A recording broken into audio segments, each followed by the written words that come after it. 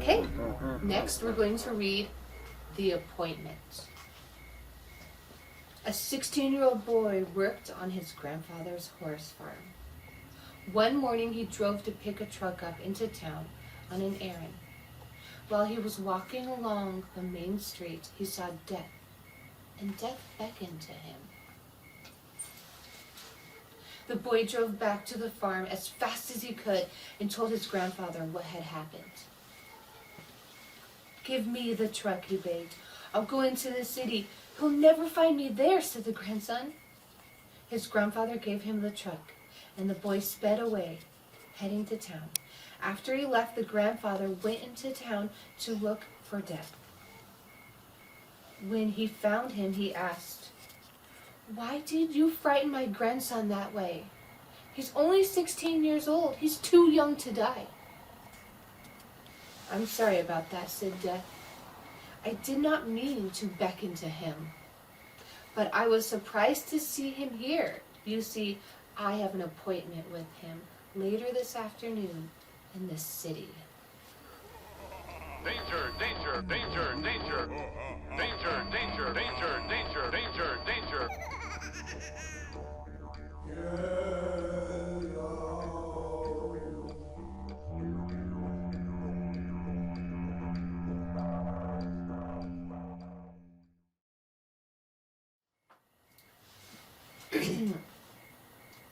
The bus stop.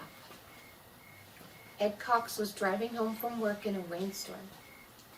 While he waited in a traffic light to change, he saw a young woman standing alone in the bus. She had no umbrella and was soaking wet. "Are you going to town, Farmington? Are you going towards Farmington?" he called. "Yes, I am," she said. Would you like a ride home?"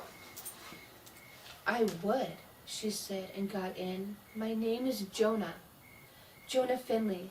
Thank you for rescuing me." "I'm Ed Cox," he said, "and you're welcome." On the way, they talked and talked. She told him about her family and her job and where she had gone to school, and he told him about herself as well. By the time they got to her house, the raining had stopped. "I'm glad it rained," said Ed. "Would you like to go out tomorrow after work?" "I would love to," said Jonah. She asked him to meet her by the bus stop since it was close to her office. They had such a good time. They went out many times after that. Always, they would meet at the bus stop, and off they would go. Ed liked her more and more each time he saw her. But one night, when they had a date to go on, Jonah did not appear. Ed waited at the bus stop for almost an hour. Maybe something went wrong, he thought. And he drove to her house in Farmington.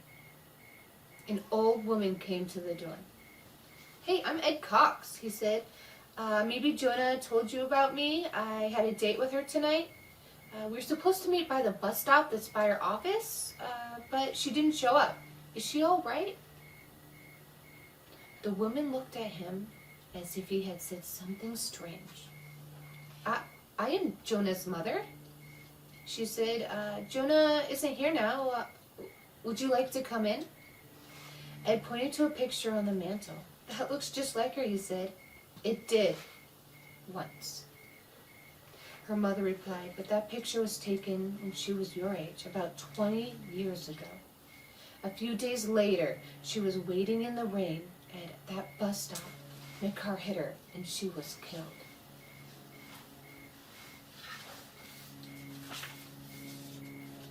Crazy story. Must have been so weird, going on so many dates with a dead girl.